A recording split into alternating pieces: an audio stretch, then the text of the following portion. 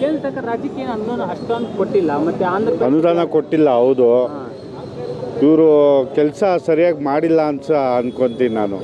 ಸರ್ಕಾರದವ್ರು ಕರೆಕ್ಟಾಗಿ ಕೆಲಸ ಮಾಡಿದ್ರೆ ಯಾರು ಏನೂ ಅದಾಗ ಅದು ಬರುತ್ತೆ ಫಂಡು ಸೆಂಟ್ರಲಿಂದ, ಆದರೆ ಇವರು ಸರಿಯಾಗಿ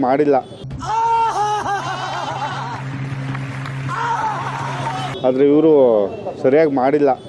ಹೊಂದಾಣಿಕೆ ಸರಿ ಇಲ್ಲ. ಆಂಧ್ರ ಪ್ರದೇಶ ಬಿಹಾರಕ್ಕೆ ಮಾತ್ರ ವಿಶೇಷ ವರ್ಕ್ ಕೊಟ್ಟಿದ್ದಾರೆ, ಮೈತ್ರಿ ಅಂತ ಬಿಟ್ಟು ಕೊಟ್ಟಿದ್ದಾರೆ ಅನ್ಸುತ್ತೆ. ಅಲ್ಲಿ ಚೆನ್ನಾಗಿ ನಡೀತಾ ಇದೆ ಕೆಲಸ. ಮಿಡ್ಲ್ ಕ್ಲಾಸ್ ಫ್ಯಾಮಿಲಿಗೂ ಹೆಲ್ಪ್ ಆಗ್ತಾ ಇದೆ, ತುಂಬ ಜನಕ್ಕೆ ಅನುಕೂಲ ಮಾಡಿಕೊಟ್ಟವ್ರೆ.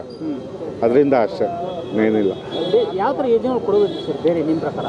ನಮ್ಮ ಪ್ರಕಾರ ಈಗ ಮಿಡ್ಲ್ ಕ್ಲಾಸ್ಗೆ ಜಾಸ್ತಿ ಇರೋದು ಹೊರೆ.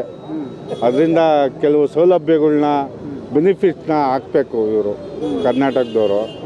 ಈಗೇನು ಸದ್ಯಕ್ಕೆ ಮಾಡ್ತಾ ಇಲ್ಲ ಇವರು. ಈಗ ಎಷ್ಟೋ ಜನ ಸತ್ತೋದ್ರು ಮೊನ್ನೆ ಮಳೆ ಬಂದು. ಏನು ಪರಿಹಾರ ಕೊಟ್ಟವ್ರು ಅವ್ರಿಗೆ? ಪ್ಲೀಸ್ ದಯಮಾಡಿ ಕೂತ್ಕೊಳ್ಳಿ, ಆಮೇಲೆ ಮಾತಾಡೋಣ. ಅವ್ರ ಕೈ ಸೇರೋಷ್ಟರಲ್ಲಿ ಅರ್ಧಂಬರ್ಧ ಆಗಿರುತ್ತೆ ದುಡ್ಡು. ಅದರಿಂದ ಅಷ್ಟೇ. ಎಲ್ಲ ಅಲ್ಲೇ ಕೊಡ್ತಾರೆ, ಇರೋರಿಗೆ ಕೊಡ್ತಾರೆ, ಇಲ್ಲದೇ ಇರೋರೆಲ್ಲ ಹಂಗೆ ಇರ್ತಾರೆ. ಇವಾಗಿಂದ ತುಂಬ ಅವಾಗಿಂದ ಅನ್ಯಾಯ ನಡೀತಾ ಇದೆ ಇಲ್ಲಿ. ಯಾರು ಏನು ಕೇಳಲ್ಲ. ಆಮೇಲೆ ಕೆಲಸ ಕೊಡ್ತೀನಿ ಅಂತ ಹೇಳ್ತಾರೆ, ವರ್ಷಕ್ಕೆ ಏನು ಕೆಲಸನೂ ಕೊಟ್ಟಿಲ್ಲ. ಎಲ್ಲ ಹಂಗೆ ಇದ್ದೀವಿ. ಎಲ್ಲ ಬರೋದೆಲ್ಲ ಜಾಸ್ತಿ ಮಾಡಿಬಿಡ್ತಾರೆ. ನಮಗೆ ಮೇಂಟೈನ್ ಮಾಡೋಕ್ಕೆ ಆಗ್ತಾಯಿಲ್ಲ, ತುಂಬ ಕಷ್ಟ ಆಗ್ತಾ ಇದೆ.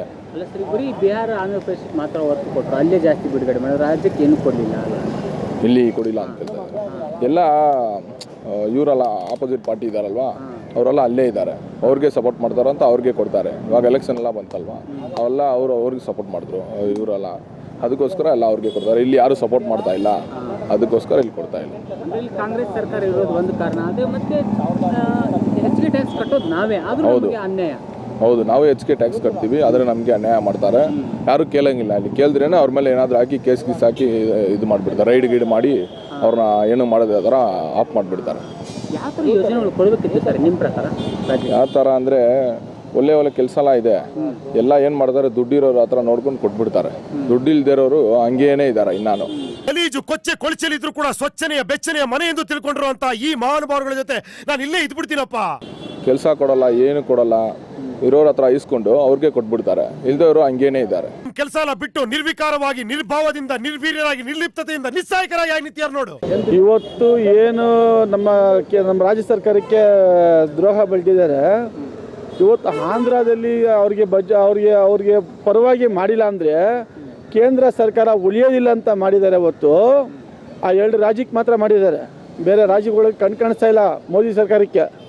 ಮೋದಿ ಸರ್ಕಾರ ಬಂದು ಆಂಧ್ರ ಪ್ರದೇಶ ಮತ್ತು ಬಿಹಾರ್ ಈ 2 ರಾಜ್ಯದಲ್ಲಿ ಮಾತ್ರನೇ ಸರ್ಕಾರ ರಾಜ್ಯ ನಡೀತಾ ಇರೋದು, ಬೇರೆ ಎಲ್ಲೂ ಸರ್ಕಾರ ನಡೀತಾ ಇಲ್ಲ. ಇದು ನನಗೆ ಇಮ್ಮಡಿಯ ಸಂತೋಷವನ್ನ ಉಂಟು ಮಾಡಿದೆ. ನಮ್ಮ ಕರ್ನಾಟಕದಲ್ಲಿ ಇವತ್ತು ಇಡಿ ಆಗಲಿ ಇನ್ನೊಂದಾಗಲಿ ದುರ್ಬಳಕೆ ಪಡಿಸ್ಕೊಂಡು ಸರ್ಕಾರದ ಪರವಾಗಿ ದ್ರೋಹ ಬೀಳಂತ ಕೆಲಸ ಮಾಡ್ತಾ ಇರೋದು ಮೋದಿ ಸರ್ಕಾರ. ಕೂತ್ಕೊಳ್ರಿ, ಸುಮ್ಮನೆ ನೀವು ಕೂತ್ಕೊಳ್ಳಪ್ಪ, ಹೇಳ್ತೀನಿ, ಕೂತ್ಕೊಳ್ರಿ.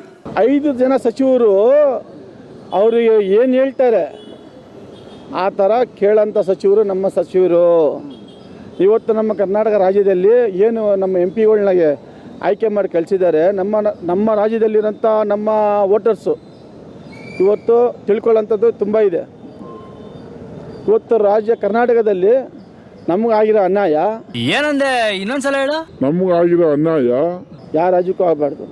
ಇವತ್ತು ಆಂಧ್ರ ಪ್ರದೇಶ ಏನಕ್ಕೆ ಚಂದ್ರಬಾಬು ನಾಯ್ಡುಕ್ಕೆ ಕೆಲಸ ಮಾಡ್ತಿದ್ದಾರೆ ಅಂದರೆ ಅವ್ನು ಕಾನೇ ಹೇಳ್ಬಿಡ್ತೇನೆ ಅಂತ ಭಯ. ಆ ಭಯಕ್ಕೋಸ್ಕರನೇ ನಮಗೆ ದ್ರೋಹ ಬೆಳೆದಿರೋದು.